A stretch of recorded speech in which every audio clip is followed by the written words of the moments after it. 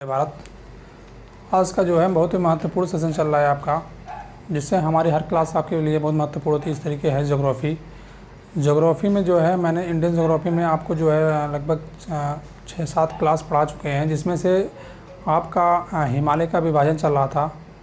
हिमालय का विभाजन उत्तर से दक्षिण की तरफ चल रहा था। तो हम लोग हिमालय के विभाजन में जो है मतलब मैंने बताया था आपको कि बृहद हिमालय, ट्रांस हिमालय, बृहद हिमालय, मध्य हिमालय और शिवालिक हिमालय।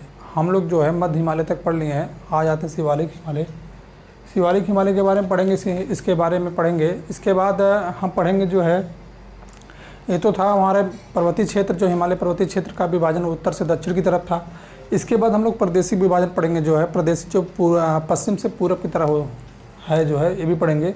लेकिन इसके साथ साथ आप देखिए जो है, और सभी लोग चैनल को सब्सक्राइब कीजिएगा, शेयर कीजिएगा और बताइए कि हाँ क्लास कैसी लगी आपको। हम रीजनिंग पढ़ा रहे हैं, वीडियो का जो है रीजनिंग पढ़ा रहे हैं अच्छे लेवल पे, जिसे मेरा थीम है कि आपको जीरो से हीरो लेवल ले जाना। तो इसी थीम पे मैं पढ़ा रहा हूँ। बस आपको बनना है और अधिक संख्या से जुड़िए, क्योंकि और सब्जेक्ट में दे सकूँ आपको। वीडियो री एग्ज़ाम 2018 री एग्ज़ाम वीडियो जो है कंप्लीट आपको बैच मिलेगा, ये भी फ्री मिलेगा। आइए चलते हैं। अभी तो आप जो है इंडियन ज्योग्राफी इसमें भी है, सिलेबस है और अच्छे खासे क्वेश्चन बनते हैं। अगली बार जो है 2018 में अच्छे खासे क्वेश्चन बने थे। तो जान लीजिए कि जो हम पढ़ा रहे हैं यहाँ से कोई क्वेश्चन बाहर नहीं जाएगा।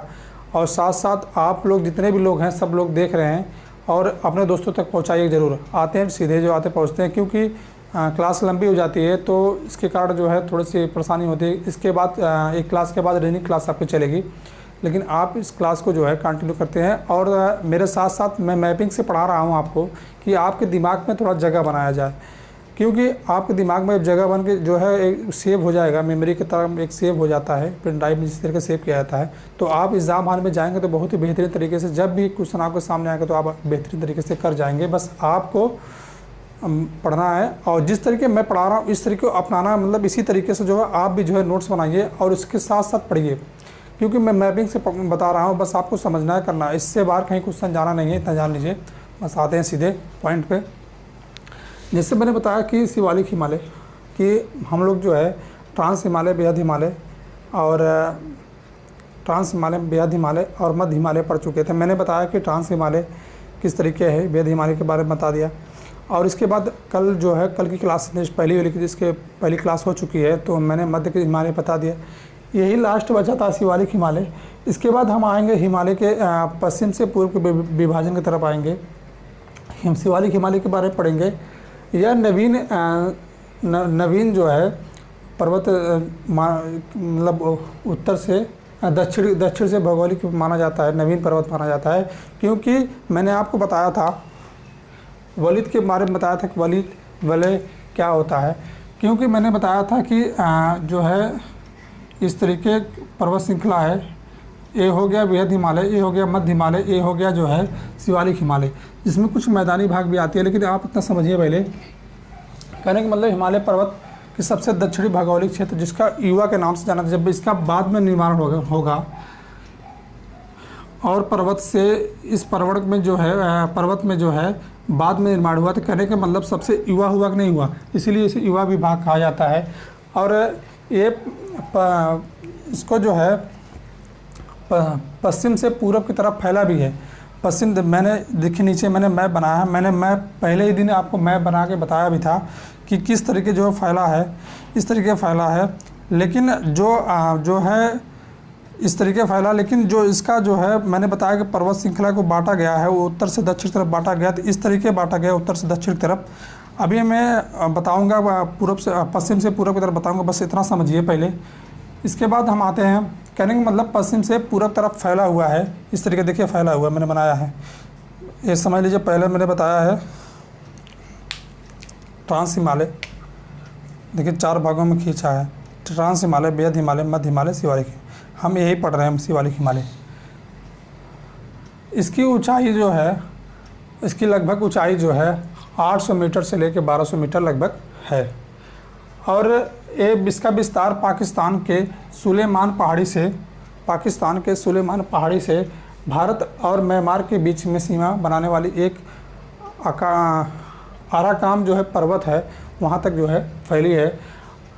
कहने का मतलब आप शिवालिक हिमालय के मतलब एक कहने का मतलब एक नवीन जो है सबसे नवीन पर्वत श्रृंखला इसको कर सकते हैं और युवा के रूप में कर सकते हैं। इसकी ऊंचाई जो है 800 से 1200 मीटर कर सकते हैं और पश्चिम से पूर्व तरफ फैला हुआ, जिस तरीके मैंने बताया पश्चिम से पूर्व, नीचे मैं बनाया हूँ मैं देख लीजिए आप कि पश्चिम से पूर्व की तरफ फैला हुआ है। इसका विस्तार पाकिस्तान के सुलेमान पहाड़ी से भारत और म्यांमार के बीच बनने वाली आकाराम पर्वत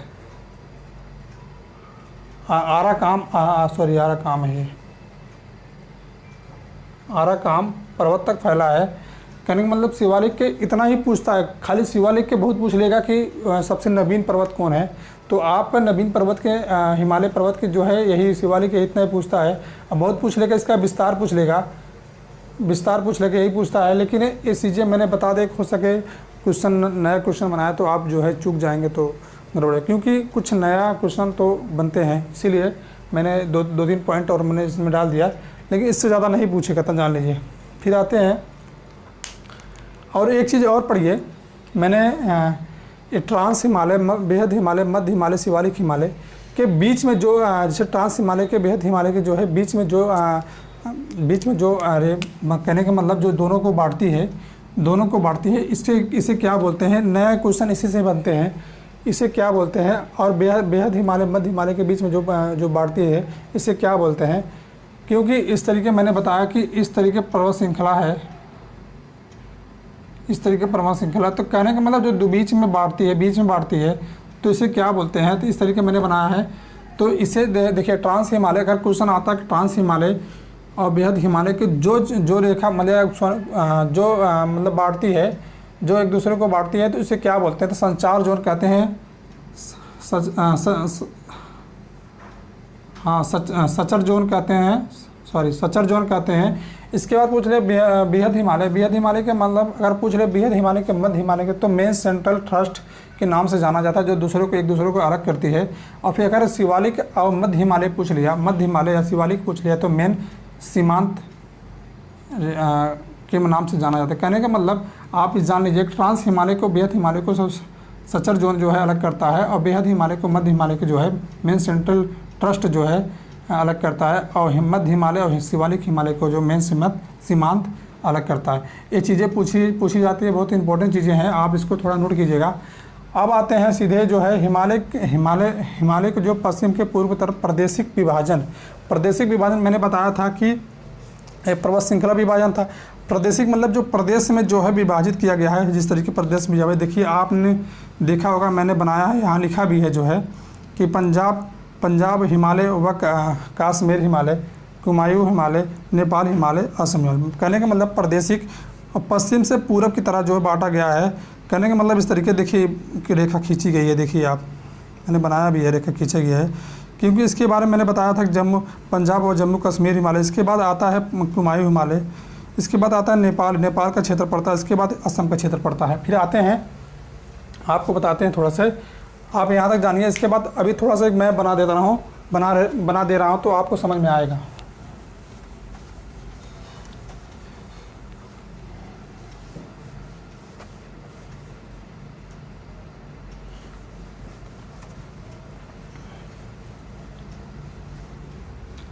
मैं बना दे रहा हूँ तभी समझ में आएगा।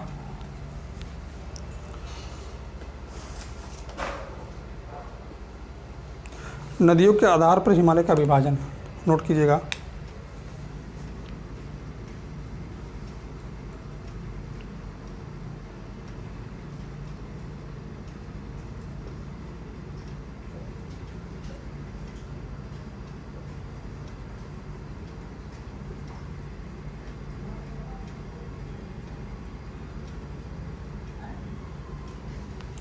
नदियों के आधार पर हिमालय का हिमालय विभाजन, हिमालय का विभाजन लिख दीजिए, हिमालय का विभाजन लिख दीजिए, विभाजन। आते हैं अभी आपके मतलब आपका सारा कंसेप्ट यहीं क्लियर हो जाएगा। मैं नीचे नोट किया हूँ, लेकिन आपको यहीं थोड़ा सा ग्राफ से बता देंगे तो आपके दिमाग में थोड़ा सा जगह बन जाएगा, जिससे आप कभी भूलेंगे नहीं। थोड़ा सा अगर आप नोट्स देखेंगे तो आपको जो याद हो जाएगा, तो आप को दोबारा जो है रटना नहीं पड़ेगा। जिस तरीके मैंने बताया कि नहीं तो आप इस तरीके के आते हैं नदियों, मैंने लिखा है जो है नदियों के आधार पर हिमालय का विभाजन। आते हैं सिंधु नदी,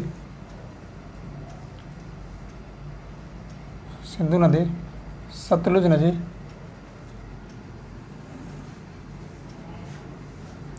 नदी, काली नदी, तीस्ता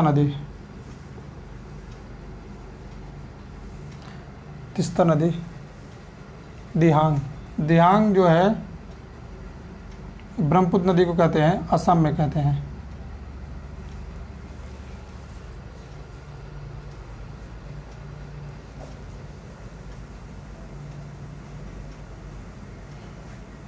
इस तरीके मैं बता रहा हूँ कि दोनों नदियों के बीच को जो क्षेत्र को क्या कहते हैं।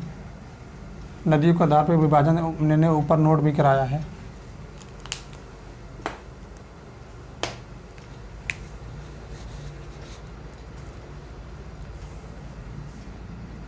पहले नोट कीजिएगा, पंजाब, हिमालय,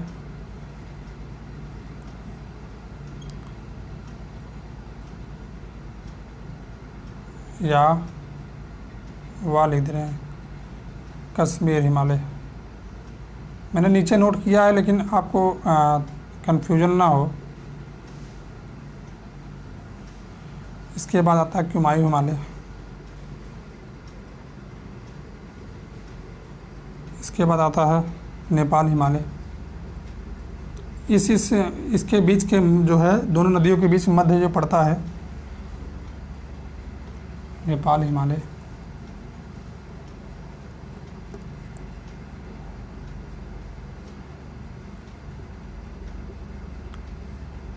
नेपाल हिमालय, फिर आते हैं असम हिमालय।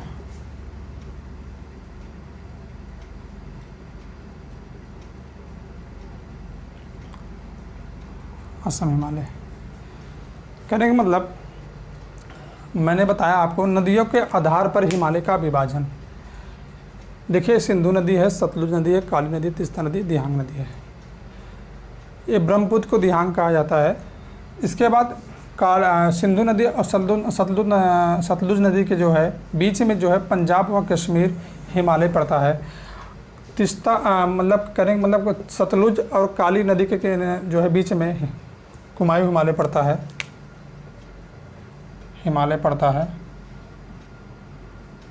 और काली और तीस्ता नदी के बीच में नेपाल हिमालय पड़ता है और तीस्ता और दिहांग नदी के बीच में आपका जो है असम हिमालय पड़ता है। फिर आते हैं, अब देखिए अब आपका कॉन्सेप्ट यहीं क्लियर हो जाएगा।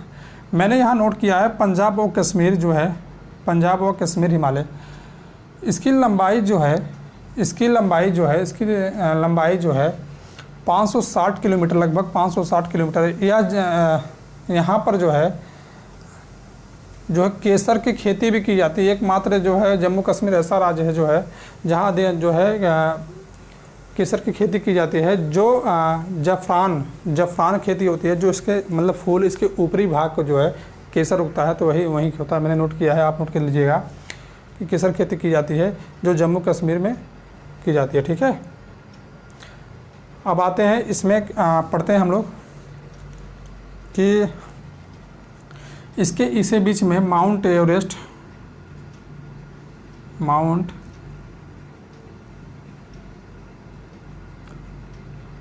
नहीं सिंधु और सतलुज के बीच में K2 पड़ता है। मैंने पढ़ाया ना, K2 पढ़ाया मैंने ना कि किस पे पड़ता है, ट्रांस हिमालय बताया है ना, तो K2 पड़ता है ट्रांस हिमालय पे। इस सबसे भारत की सबसे ऊंची चोटी मानी जाती है इसे।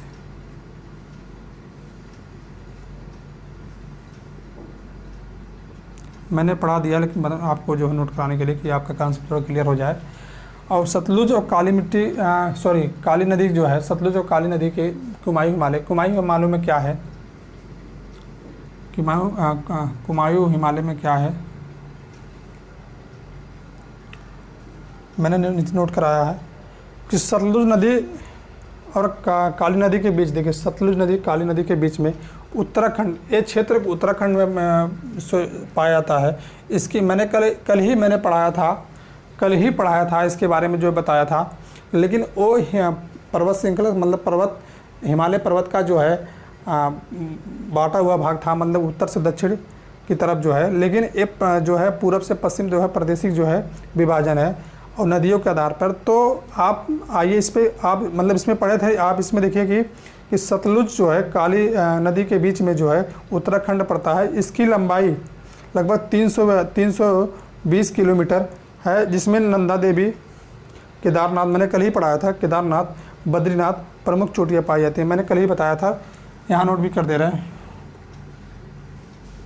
नंदा देवी, दूसरा केदारनाथ, तीसरा बद्रीनाथ। नीचे नोट किया, लेकिन यहाँ नोट कर दे रहे हैं। और मैंने ये भी नोट करवाया था आपको, एक किसके बीच जो है पड़ता है। मैंने बताया है, कल ही बताया है किसके बीच पड़ता है। बंदरपूछ और कामेत के बीच में तीनों पर्वत पड़ते हैं, जिसमें केदारनाथ, नंदा देवी, केदारनाथ, बद्रीनाथ है। कल ही मैंने बताया है। तो वही आप जान लीजिए कि सतलुज नदी काली नदी के बीच में हमारे तीनों प्रमुख चोटियाँ पाई जाती है। ठीक है, इसी पे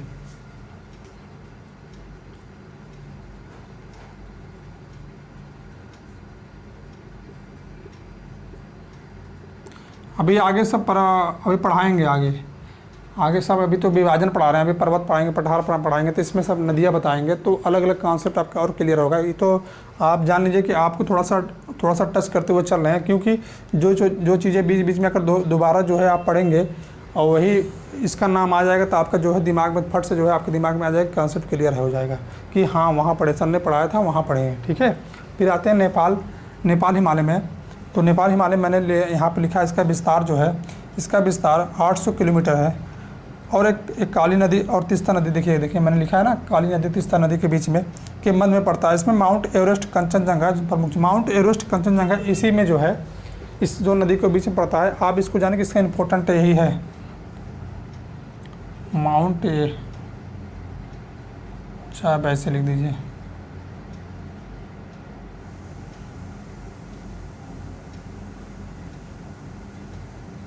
माउंट एवरेस्ट के बारे में बताया है, कंचनजंगा के बारे में बताए हम।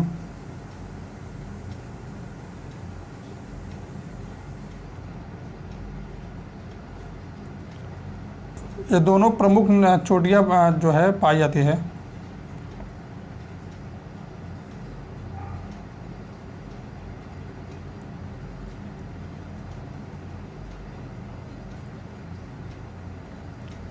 जाती है। फिर आते हैं असम हिमालय। असम हिमालय के बारे में अभी नहीं नोट नहीं किया, कहीं जगह नहीं बचा था, वो हम असम हिमालय के बारे में आपको बता रहे हैं। ज़्यादा नहीं इसमें है,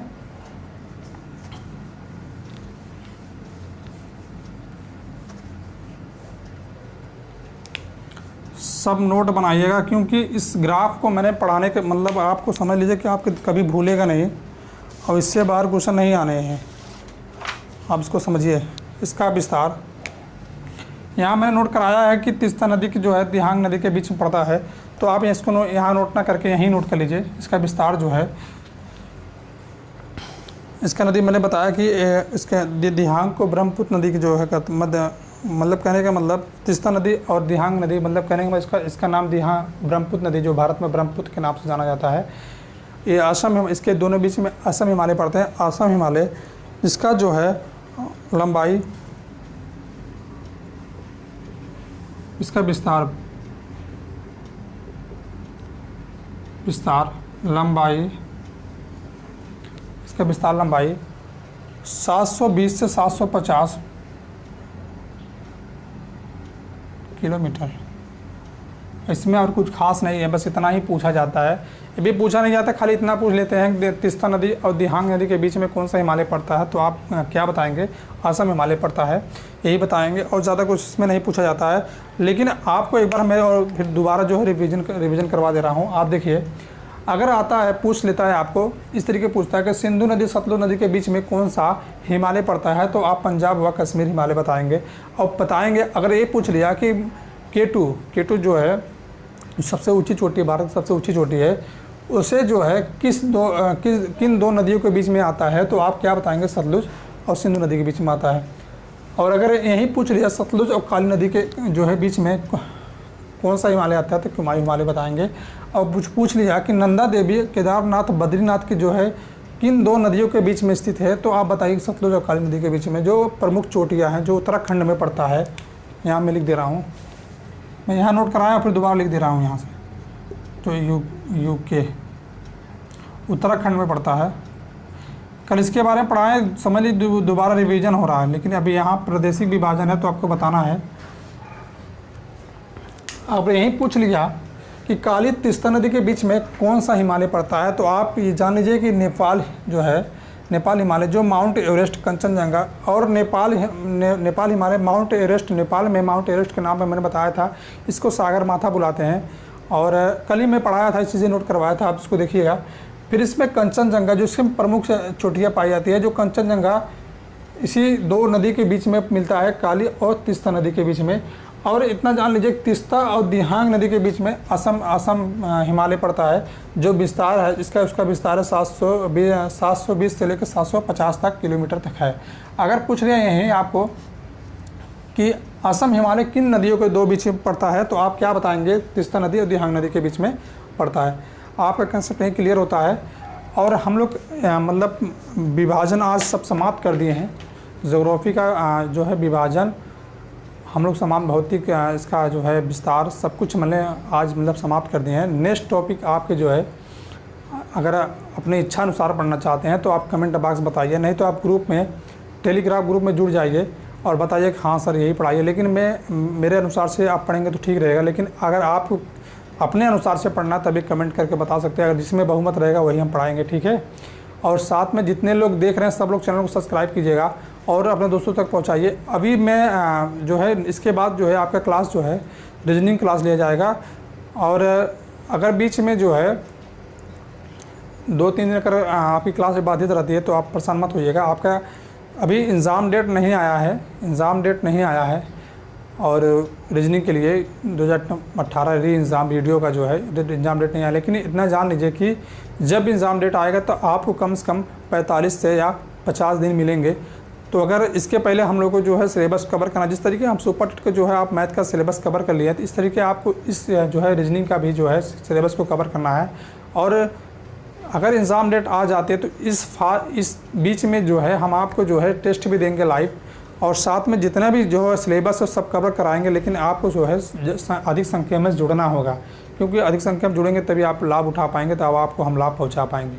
और आपको लक्ष्य तक पहुंचाना हमारा लक्ष्य है, बस इतना जानिए, ठीक है। धन्यवाद दोस्तों, इन क्लास को समाप्त करते हैं, नेक्स्ट क्लास मिलते हैं, ठीक है।